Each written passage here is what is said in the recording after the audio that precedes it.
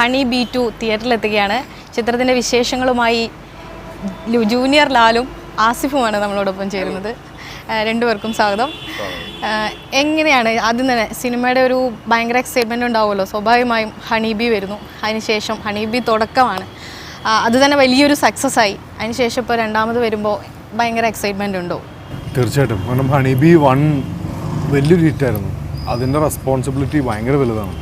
2 കാണാൻ വരുന്നവർ ഒരിക്കലും ഡിസപ്പോയിൻറ്റഡ് ആവില്ല എന്നാണ് നമ്മൾ വിചാരിക്കുന്നത്. പലപ്പോഴും ഈ ഫസ്റ്റ് പാർട്ടിന് ശേഷം ഒരു സിനിമയുടെ സെക്കൻഡ് പാർട്ട് എടുക്കുമ്പോൾ ഉണ്ടാകുന്ന കുറേ പ്രശ്നങ്ങളുണ്ടാവും.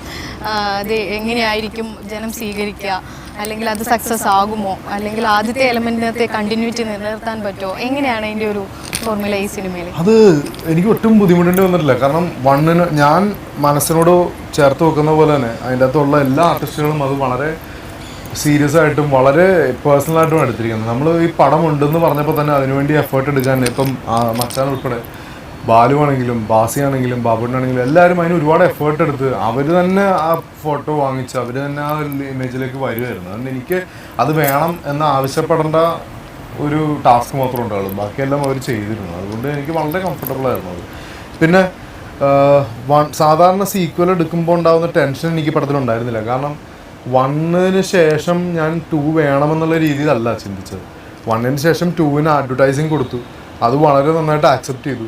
നമ്മളത് വേറെ കുറേ കഥകളൊക്കെ ആലോചിച്ചു, അത് വേണ്ടെന്ന് വെച്ചു. നമ്മൾ 1 നന്നായില്ലെങ്കിൽ ചെയ്യേണ്ടെന്ന് വെച്ച് ഉപേക്ഷിച്ച പടം. പിന്നീട് ഒരു സബ്ജക്റ്റ് നമ്മളത് ഉണ്ടാവുകയും അത് ഇതിൻ്റെ അകത്തേക്ക് മാച്ച് ആവുകയും അത് വളരെ എന്താ പറയുക യാദൃശികമായിരുന്നു അല്ലേ, യാദൃശികം എന്നല്ലേ വാക്ക്, അതായിരുന്നു. കാരണം എല്ലാം വന്ന് വീഴുമായിരുന്നു. അതുകൊണ്ട് ഈ പറയുന്ന പോലെ ഒരു 2 ഉണ്ടാക്കാനുള്ള ടെൻഷൻ 1 അനുഭവിച്ചിട്ടില്ല.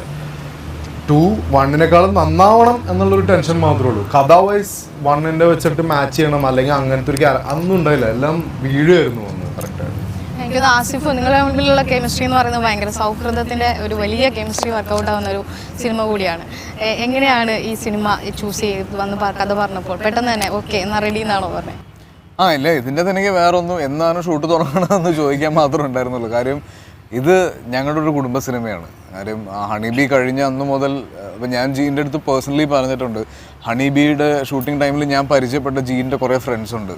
അപ്പോൾ അന്ന് അത് ജീൻ്റെ ഫ്രണ്ട്സായിരുന്നു, പിന്നെ അത് എൻ്റെ ഫ്രണ്ട്സായി, ഞങ്ങളായി. അപ്പോൾ അന്ന് മുതൽ ഞങ്ങളൊരു ഫാമിലിയാണ്. ഞാൻ ജീൻ സിനിമ ചെയ്യുമ്പോൾ അല്ലെങ്കിൽ സിനിമ ആലോചിക്കുമ്പോൾ ഒരിക്കലും ഞാൻ ജീൻ്റെ അടുത്ത് അങ്ങോട്ട് ചോദിച്ചിട്ടില്ല മച്ചാനെ ഞാനാണോ ഇതിൻ്റെ അകത്ത് അല്ലെങ്കിൽ ഞാനുണ്ടോ എന്നൊന്നും.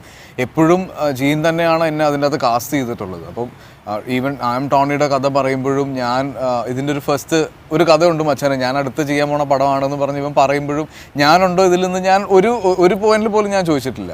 അത് കഴിഞ്ഞ് ഹണി ബി പിന്നെ ഞാനത് ചെയ്യാൻ പറ്റില്ല. അപ്പോൾ അതിൻ്റെ ഒരു ഭയങ്കരമായ ഒരു എക്സൈറ്റ്മെൻ്റ് ഉണ്ടായിരുന്നു, എന്താണ് ഹണി ബി 2 എന്ന് അറിയാൻ. കാര്യം ഹണി ബി കഴിഞ്ഞ് 30ാമത്തെ ദിവസമാണ് ഹണി ബി 2 കമ്മിങ് സൂൺ എന്ന് പറഞ്ഞിട്ട് പോസ്റ്റർ ഇടുന്നത്. അപ്പോൾ അന്ന് മുതൽ ഞാൻ കേൾക്കുന്ന ഏറ്റവും വലിയ ചോദ്യം, എവിടെ ഒരു ക്രൗഡിൽ പോയാൽ എല്ലാവരും എൻ്റെ അടുത്ത് ചോദിക്കുന്നത് എന്താണ് ഇപ്പോൾ ഹണി ബി തുടങ്ങുന്നത് എന്നാണ്. അപ്പോൾ അതിനുള്ളൊരു മറുപടിയാണ് ഇപ്പം ഞങ്ങൾ കൊണ്ടുവന്നിരിക്കുന്നത്. അപ്പോൾ അതിൻ്റെ ആ ഒരു എക്സൈറ്റ്മെൻറ്റും ത്രില്ലും പിന്നെ ഞങ്ങളുടെ ഒരു ഫാമിലി ഗെറ്റ് ടുഗദറും എല്ലാം ഈ സിനിമയിലുണ്ട്. അപ്പോൾ അത് ലിറ്ററലി ഒരു സെലിബ്രേഷനാണ്. ഈ ഹണി ബി ഫസ്റ്റ് പാർട്ടിൽ തന്നെ ഭയങ്കര ക്ലൈമാക്സ് ഒക്കെ ഭയങ്കര സസ്പെൻസ്, ഒരു ഗ്യാപ്പ് ഫില്ല് ചെയ്യുന്ന അത്തരത്തിൽ എന്തെങ്കിലും ഈ സിനിമയിലുണ്ടോ? ആ ഗ്യാപ്പ് ഫില്ല് ചെയ്ത് വരുന്ന ഹണി ബി കണ്ടവർക്കറിയാം. അതിൻ്റെ അകത്ത് ഇവർ രണ്ടുപേരും കൂടി ആത്മഹത്യ ചെയ്യാൻ വേണ്ടി കടലിൽ ചാടുന്നൊരു രംഗമുണ്ട്. പിന്നെ പടത്തിൻ്റെ എൻഡിൽ ഇവർ കല്യാണം കഴിക്കുന്നതാണ് കാണിക്കുന്നത്. ഇതിൻ്റെ ഇടയിൽ എന്ത് സംഭവിച്ചു എന്നുള്ളതാണ് നമ്മൾ 2 എന്ന് പറയുന്ന സിനിമയിൽ കാണിക്കുന്നത്. അതുകൊണ്ട് ആ സ്റ്റോറിയുടെ ഒരു ഗ്യാപ്പ് ഫില്ലിങ് തന്നെയാണ് 2. പക്ഷെ അത് എന്താ പറയുക, എൻ്റെ അറിവിൽ മലയാള സിനിമയിൽ ഇങ്ങനെ ഇതിനു മുമ്പ് വന്നിട്ടില്ല എന്നുള്ളതാണ്. ഒരു കഥയുടെ ഇടയിലുള്ള മറ്റൊരു കഥ, അതാണ് ഇതിൻ്റെ പടത്തിൻ്റെ പ്രത്യേകത. അതൊരു വലിയ കാര്യമൊന്നുമല്ല, പക്ഷേ അതൊരു പ്രത്യേകതയാണ്. അങ്ങനെ ഒരു പരീക്ഷണം നടത്താൻ തോന്നിയെന്നല്ലേ? ആസിഫ്, എങ്ങനെയായിരുന്നു ഭാവനയുടെ കൂടെയുള്ള കോമ്പിനേഷൻസൊക്കെ? അവരുടെ ഒരു ഇതിനകത്തെ ഒരു എനർജി ലെവൽ എങ്ങനെയായിരുന്നു? ഇത് ഹണി ബി ഷൂട്ട് ചെയ്യുമ്പോൾ ഞാനും ജീനുമായിട്ടുള്ള കെമിസ്ട്രി ആണോ ഞാനും ഭാവനയായിട്ടുള്ള കെമിസ്ട്രി ആണോ ഏറ്റവും നല്ലതെന്നുള്ളതിൻ്റെ ഒരു തർക്കമായിരുന്നു ലൊക്കേഷനിൽ. കാര്യം ഭാവനയുടെ കൂടെ ഞാൻ ആദ്യമായിട്ട് ഒഴിമുറിയാണ് ഞങ്ങൾ ഒരുമിച്ച് ചെയ്യുന്നത്. ആ സമയത്താണ് നമ്മൾ ഹണി ബിയുടെ സ്ക്രിപ്റ്റ് വായിക്കുന്നത്.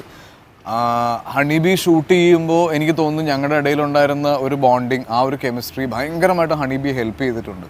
അത് പേഴ്സണലി ഒരുപാട് പേര് ഞങ്ങളോട് പറഞ്ഞിട്ടുമുണ്ട്. അപ്പോൾ അതിനുശേഷം ഹണി ബി 2 ചെയ്യുമ്പോൾ പല സീക്വൻസസും, അതിപ്പോൾ റൊമാൻസ് മാത്രമല്ല, ഞങ്ങൾ വഴക്കുണ്ടാക്കുമ്പോൾ പോലും അതിൻ്റെ അകത്ത് ഞങ്ങളുടെ ആ ഒരു ശരിക്കും രണ്ട് വളരെ ഇഷ്ടപ്പെടുന്ന രണ്ട് സുഹൃത്തുക്കൾ തമ്മിൽ വഴക്കുണ്ടാക്കുന്നത് വളരെ ഒരു അനുഗ്രഹം എന്ന് പറയുന്നത്. ഇപ്പം ഭാവനയെ സംബന്ധിച്ചിടത്തോളം ഭാവന എല്ലാവരോടും ഭയങ്കര ഫ്രണ്ട്ലിയാണ്.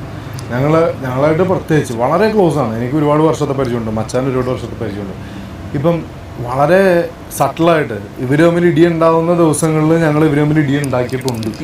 അത് സത്യമാണ്. ഞങ്ങൾ കൂടെ നിന്ന് ചെറിയ ചെറിയ കാര്യങ്ങളൊക്കെ പറഞ്ഞ് ഇവർ തമ്മിൽ ഒന്ന് വഴക്കുണ്ടാക്കി. അത് ഇവർ തമ്മിൽ, കാരണം നമുക്ക് ഉറപ്പാണ് ഇന്ന് ഒരു വഴക്കുണ്ടാക്കിയാൽ നാളെ ഒരു ലവ് സീൻ ചെയ്യേണ്ടി വന്നു കഴിഞ്ഞാൽ, അല്ലെങ്കിൽ റൊമാൻറ്റിക് ആയിട്ടുള്ള സീൻ ചെയ്യേണ്ടി വന്നു കഴിഞ്ഞാൽ നമുക്ക് ഇവരെ കൊണ്ട് അത് ശരിയാക്കി എടുക്കാൻ പറ്റും. വളരെ പിള്ളേരുടെ മനസ്സുള്ള രണ്ട് പേരാണ് എൻ്റെ നായകനും നായികയും. അവരെ മാനിപ്പുലേറ്റ് ചെയ്ത് പിള്ളേരെയൊക്കെ ഒതുക്കിയെടുക്കാൻ സംവിധായകൻ ഇത്തിരി പാടുപെട്ടോ? ഇല്ല, ഞാനും വളരെ കൊച്ചു പിള്ളേരുടെ മനസ്സുള്ള ഒരാളാണ്. അല്ല, ഇത് ശരിക്കും ഒട്ടും കൺവെൻഷണൽ രീതിയിലല്ല ഞങ്ങളുടെ സിനിമകൾ ഞങ്ങൾ ഷൂട്ട് ചെയ്യാറുള്ളത്. ഒരു ഷൂട്ടിംഗ് ലൊക്കേഷനിലേക്ക് വരുന്ന ഒരു സീരിയസ്നെസ്സോ അതിൻ്റെ ഒരു തിരക്കോ ഒന്നും നിങ്ങൾക്ക് കാണാൻ പറ്റില്ല.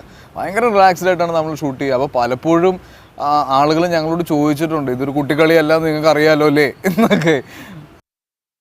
എല്ലാവരും ബേസിക്കലി വർക്ക് ചെയ്യുന്ന ഒരേ ഗോളിന് വേണ്ടിയിട്ടാണ്. ഈ പടത്തിലുള്ള ഓരോ ആൾക്കാരും, യൂണിറ്റിലെ, പ്രൊഡക്ഷനിലെ, ആർട്ടിലെ എല്ലാവരും ഈ പടം നന്നാവണമെന്ന് ആഗ്രഹമുള്ളവരാണ്. അപ്പോൾ ആരും മോശമായിട്ട് ബിഹേവ് ചെയ്യില്ല, അല്ലെങ്കിൽ അത് നമ്മൾ കൊടുക്കുന്ന ഫ്രീഡം മാനിപ്പുലേറ്റ് ചെയ്യില്ല എന്നുള്ള തീർച്ചയായിട്ടും ഉറപ്പുള്ളതുകൊണ്ടാണ് നമ്മുടെ പടത്തിൽ പ്രത്യേകിച്ച് ഒരു നിയമങ്ങളോ ഒരു റൂൾസോ കാര്യങ്ങളൊന്നും ഉണ്ടായില്ല. നമ്മൾ വളരെ വർക്ക്ഷോപ്പ് പോലെ നിങ്ങൾക്ക് വരിക, വന്ന് അഭിനയിക്കുക, ഒരു എന്താ പറയുക, ആ ഒരു രീതിയാണ് നമ്മൾ ഹണിബീൽ മൊത്തത്തിൽ പിടിച്ചിരിക്കുന്നത്. അതിൻ്റെ റിസൾട്ടാണ് ആ പടത്തിൻ്റെ ഉള്ള ഹ്യൂമറും ആ ഫ്രണ്ട്ഷിപ്പിൻ്റെ കെമിസ്ട്രിയും കാര്യങ്ങളൊക്കെ. ഇപ്പം ഈ 4 പേരും അല്ലെങ്കിൽ 5 പേര് അല്ലെങ്കിൽ 6 പേര് ഇവരെല്ലാവരും ശരിക്കും എനിക്ക് തോന്നുന്നു ആ സിനിമയിൽ അകത്തും ഫ്രണ്ട്സാണ്, പുറത്തും ഫ്രണ്ട്സാണ്. 25-ാമത്തെ വയസ്സിൽ ആദ്യത്തെ സിനിമ, കുറച്ച് ഗ്യാപ്പ് വന്നു തോന്നല്ലേ അടുത്ത സിനിമ വന്നപ്പോഴേക്കും? എനിക്ക് തോന്നുന്നു ഇപ്പം അടുത്ത ഹണിബി 2 ഇറങ്ങുമ്പോഴത്തേക്കും 4 വർഷത്തെ ഒരു ഗ്യാപ്പ്. എങ്ങനെയായിരുന്നു ഈ ഒരു ഇനിയും ഇതുപോലെയുള്ള കഥകൾ അല്ലെങ്കിൽ ത്രില്ലിംഗ് കഥകളാണോ കൂടുതലുള്ളത്? കഥയാണ് ഒരു സിനിമയിലെ നായകൻ. കഥ ഉണ്ടാവുക എന്നുള്ളതാണ് ഇമ്പോർട്ടൻറ്റ്.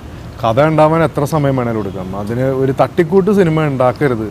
ഹണിബി 2 ഒരു തട്ടിക്കൂട്ട് സിനിമ ആവരുത് എന്നുള്ള ഉറപ്പ് ഞങ്ങൾക്ക് ഉണ്ടായിരുന്നു. ഞങ്ങൾ തീരുമാനിച്ചിരുന്നു മച്ചാനെ ഹണിബി 2 ഉണ്ട്, പക്ഷേ അതെന്ന് വരും എന്ന് എനിക്കറിയില്ല. എഴുതി കഴിഞ്ഞിട്ടേ വരുള്ളൂ.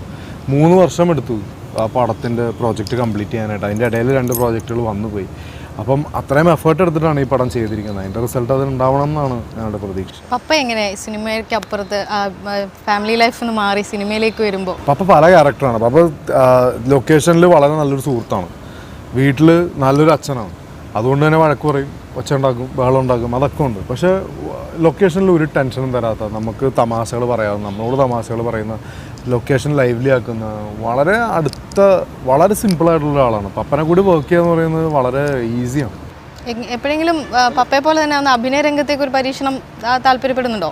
ഞാൻ സംവിധായകനാവാനാണ് ആഗ്രഹിക്കുന്നത്. ഞാൻ ബാക്കിൽ നിൽക്കാനാണ് ഇഷ്ടമുള്ള ഒരാളാണ്. ക്യാമറയിലേക്ക് വരെ ഞാൻ വളരെ പ്രൊമോഷന് വേണ്ടി മാത്രം വരുന്ന ഒരാളാണ്.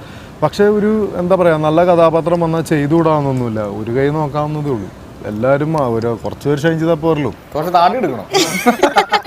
അതെന്തായാലും മാറ്റാൻ പറ്റുമെന്ന് തോന്നുന്നില്ലല്ലേ പപ്പയുടെ ഒരു ഇതന്നെ ട്രെൻഡ് ആയതുകൊണ്ടായിരിക്കുമല്ലോ ഇപ്പൊ ഇങ്ങനെ. അല്ല, താടി ഇല്ലാതെ എനിക്ക് പുറത്തിറങ്ങാനുള്ള ധൈര്യം ഇല്ലാത്തതുകൊണ്ട് എനിക്ക് പേടിയാണ് താടിയിലേക്ക്. പലപ്പോഴും ഉൾവലിഞ്ഞൊരു സ്വഭാവമാണെന്ന് കേട്ടിട്ടുണ്ട്, അത് ശരിയാണോ? ഞാൻ ഭയങ്കര ഇൻട്രോവേർട്ട് ആയിട്ടുള്ള ആളാണ്. എനിക്ക് വളരെ സുഹൃത്തുക്കൾ ഉണ്ടാക്കാനൊക്കെ ഞാൻ വളരെ ചൂസ് ചെയ്യണം. ഞാൻ ആവശ്യമുണ്ടെങ്കിൽ മാത്രം സംസാരിക്കുന്നതാണ്. അപ്പോൾ അത് സിനിമയും ബാധിക്കുമോ? ഈ പുറത്ത് സൗഹൃദ വലയങ്ങൾ കൂടുതൽ സിനിമയിൽ പലപ്പോഴും ആവശ്യമാണല്ലോ. അപ്പോൾ ഈ ഒരു ക്രൂവിൻ്റെ ഉള്ളിൽ തന്നെ എപ്പോഴും നിൽക്കാനാണോ? ദൈവം സഹായിച്ച എൻ്റെ സുഹൃത്തുക്കളെല്ലാം നല്ല കഴിവുള്ള ആൾക്കാരാണ്. പിന്നെ കഴിവുകൾ നമ്മൾ സുഹൃത്തുക്കളെ ഉണ്ടാക്കുന്നതല്ലേ, അത് ഉണ്ടായിക്കോളും അല്ലേ. ഒരേ വേവ് ലെങ്ത് ഉള്ള അല്ല, കാരണം ഞാൻ ഇപ്പം പറയാൻ കാര്യം വേറെ ഒന്നും കൊണ്ടല്ല. ഇപ്പം ഇത് അങ്ങനെ വിചാരിച്ചിരുന്ന ഒരാളാണ് ഞാൻ. ശ്രീനിയേട്ടനെ വെച്ച്, ലനയെ വെച്ച്, പ്രേംകുമാറിനെ വെച്ച്, അശോകേട്ടനെ വെച്ച്, അങ്ങനെ ഒരുപാട് സീനിയർ ആയിട്ടുള്ള, എനിക്ക് ഒരിക്കലും സുഹൃത്തുക്കളാവാൻ സാധ്യതയില്ലാത്ത ഒരുപാട് പേരാണ് ഈ പടത്തിലുള്ളത്. പക്ഷേ ഈ ഷൂട്ടിംഗ് കഴിഞ്ഞതോടൊപ്പം എനിക്ക് ഉറപ്പാണ് അവർക്ക് എല്ലാവർക്കും അവരുടെ മനസ്സിൽ എനിക്കൊരു സ്ഥാനമുണ്ട്, എൻ്റെ മനസ്സിൽ അവർക്കും ഒരു സ്ഥാനമുണ്ട്. ഞങ്ങളെല്ലാവരും വളരെ ക്ലോസ് ആയി കഴിഞ്ഞു. അപ്പം സുഹൃത്തു വലയങ്ങൾ ഉണ്ടാക്കുന്നതാണെന്നാണ് ഞാൻ വിശ്വസിക്കുന്നത്. അതായിരിക്കും. ആസിഫിന് എങ്ങനെ അനുരാഗ് കരിക്കിൻ വെള്ളത്തിന് ശേഷം ഉള്ള ഒരു വലിയൊരു മാറ്റം, സിനിമയിൽ ഒരു ഗ്യാപ്പ് എടുക്കണമെന്നൊക്കെ തീരുമാനിച്ച് നിൽക്കുന്ന സമയത്താണെന്ന് തോന്നുന്നു ഇപ്പോൾ ഈ ഒരു സിനിമ വന്നത്. എങ്ങനെയാണ് ഈ ഒരു സിനിമ ഇപ്പോൾ കാണുന്നത്? കരിക്കിൻ വെള്ളം ഞാൻ തീർച്ചയായിട്ടും നേരത്തെ പല ഇൻ്റർവ്യൂവിലും പറഞ്ഞിട്ടുണ്ട്. കരിക്കിൻ വെള്ളം കൂടെ ഓടിയിലായിരുന്നെങ്കിൽ സിനിമയിൽ നിന്ന് വിട്ടു നിൽക്കണം എന്ന് എനിക്കൊരു പ്ലാൻ ഉണ്ടായിരുന്നു കുറച്ച് നാളത്തേക്കെങ്കിലും. കാര്യം ഞാൻ ചോയ്സ് ചെയ്യുന്ന സിനിമകൾ പ്രശ്നമാണ്, അല്ലെങ്കിൽ അത് എൻ്റെ മനസ്സിൽ ഏറ്റവും കമ്മിറ്റ്മെൻ്റ് ഉള്ള 2 പേര്, ഒന്ന് പ്രേക്ഷകനും ഒന്ന് നിർമ്മാതാവുമാണ്. അപ്പോൾ ഇവരോട് 2 പേരോടും ഞാൻ റെസ്പോൺസിബിൾ ആണ് എന്നുള്ളൊരു തിരിച്ചറിവിലാണ് ഞാൻ അങ്ങനെ ഒരു തീരുമാനം എടുത്തത്. പക്ഷേ ദൈവം സഹായിച്ച് ഞാനിട്ട എഫേർട്ടിൽ എവിടെയോ കരിക്കിൻ വെള്ളത്തിന് വളരെ സിൻസിയറായിട്ടുള്ളൊരു റിസൾട്ട് എനിക്ക് കിട്ടി. അതിൻ്റെ കണ്ടിന്യൂഷൻ വന്ന സിനിമകൾ ഈവൻ കവി ഉദ്ദേശിച്ചതാണെങ്കിലും നല്ലൊരു രീതിയിൽ പോയി. അടുത്തത് ഹണി ബി ഭയങ്കരമായൊരു പ്രതീക്ഷ തരുന്ന രീതിയിൽ ഞങ്ങൾ തുടങ്ങി. അപ്പോൾ അതൊക്കെ മുന്നോട്ടുള്ള പോക്കിനുള്ളൊരു ഫ്യൂവലായിരുന്നു. ആസിഫ് അലി ബേസിക്കലി ഭയങ്കര ടാലൻ്റ് ആയിട്ടുള്ള ആർട്ടിസ്റ്റാണ്. പക്ഷേ പുള്ളിയുടെ സോണിൽ അങ്ങനെ ഒരുപാട് പേര് ഉപയോഗിച്ചിട്ടില്ല എന്നുള്ളതാണ് അതിൻ്റെ സത്യം. അത് ഇന്നല്ലെങ്കിൽ നാളെ എല്ലാവരും അറിയേണ്ട ഒരു സത്യമാണ്. നല്ലൊരു ആർട്ടിസ്റ്റാണ്. എങ്ങനെയാണ് ഈ സിനിമയിലെ പാട്ടുകളൊക്കെ? എനിക്ക് തോന്നുന്നു ദീപക് ദേവ് ആണെന്ന് ഈ ചിത്രത്തിൽ ഇങ്ങനെ അത്രയും വലിയൊരു സംഗീത സംവിധായകനെ വെച്ച് സിനിമ ചെയ്യുന്നു. എങ്ങനെയായിരുന്നു ഈ ദീപകിനോടൊപ്പം ഉള്ളൊരു? എൻ്റെ എല്ലാ സിനിമകളും ദീപക് ദേവാണ് മ്യൂസിക് ചെയ്തിരിക്കുന്നത്. ഞാനും ദീപകേണ്ടും തമ്മിൽ വളരെ വേറൊരു ബോണ്ടിങ് ആണ്. എനിക്കൊരു എന്താ പറയുക, ഞാൻ ഭയങ്കര കംഫർട്ടബിൾ ആണ് ദീപകേൻ്റെ സ്റ്റുഡിയോയിലാണ് ഞാൻ ഒരുപാട് സമയം സ്പെൻഡ് ചെയ്യുന്നത് പോസ്റ്റ് പ്രൊഡക്ഷൻ്റെതായിട്ടുള്ള. അത് എന്താ പറയുക, പിന്നെ വളരെ ടാലൻ്റഡ് ആയിട്ടുള്ള ഒരു മ്യൂസീഷ്യനാണ്, സംശയമില്ലാത്ത കേസാണ് അത്. എന്താ പറയുക, അപ്പം പുള്ളി ഇപ്പം എനിക്കറിയാം, ഞാൻ ഒരു പടം അടുത്ത ഇമീഡിയറ്റ് ആയിട്ടുള്ള പടമാണ് എന്തെങ്കിലും ഉണ്ടെങ്കിൽ തന്നെ പുള്ളി തന്നെ ആയിരിക്കും എൻ്റെ മ്യൂസിക് ഡയറക്ടർ. കാരണം അതിന് പകരം വെക്കാൻ തൽക്കാലം മലയാള സിനിമയിൽ ആരും ഇല്ല എന്ന് ഞാൻ വിശ്വസിക്കുന്നു. ഈ സിനിമ കഴിഞ്ഞവിടെ മുങ്ങോ? പറയാൻ പറ്റില്ല. കഴിഞ്ഞ പ്രാവശ്യം ഞാൻ ഇതുപോലെ പറഞ്ഞു മുങ്ങിയിട്ട് എന്നെ പിടിച്ചുകൊണ്ട് വരുന്നു. അതുകൊണ്ട് ഞാൻ ഇപ്രാവശ്യം ആരോടും പറയുന്നില്ല. പടം റിലീസ് ആസിഫിനെ കൂട്ടി മുങ്ങോ അതോ ഒറ്റയ്ക്ക് മുങ്ങോ? അതോടെ ആവശ്യമുണ്ട്.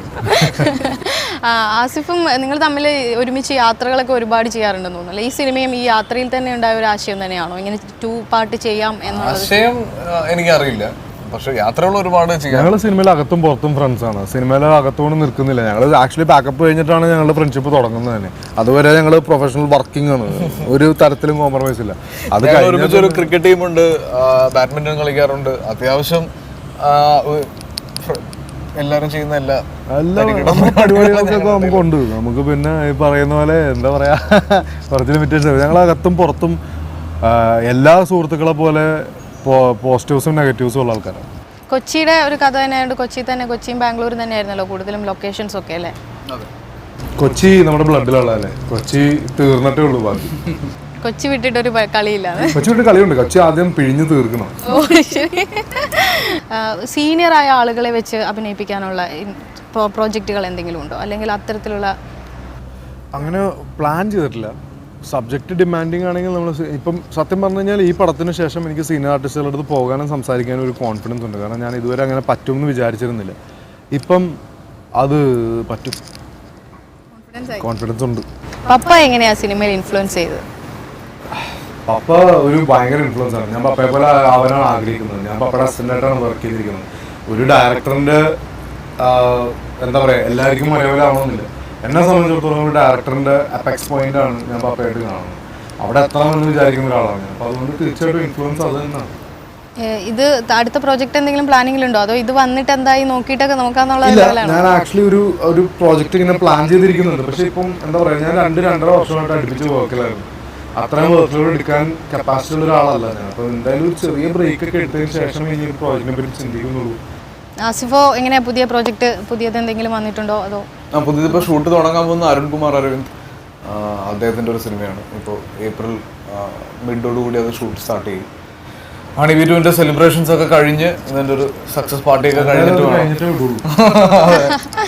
എന്തായാലും സിനിമ എല്ലാ തരത്തിലും 2 പേർക്കും എല്ലാ തരത്തിലും വിജയം ഉണ്ടാവട്ടെ എന്ന് ആശംസിക്കുന്നു. മീഡിയ 1 പ്രേക്ഷകരെല്ലാവരും സിനിമ കാണട്ടെ എന്നും ഞാൻ ആശംസിക്കുന്നു.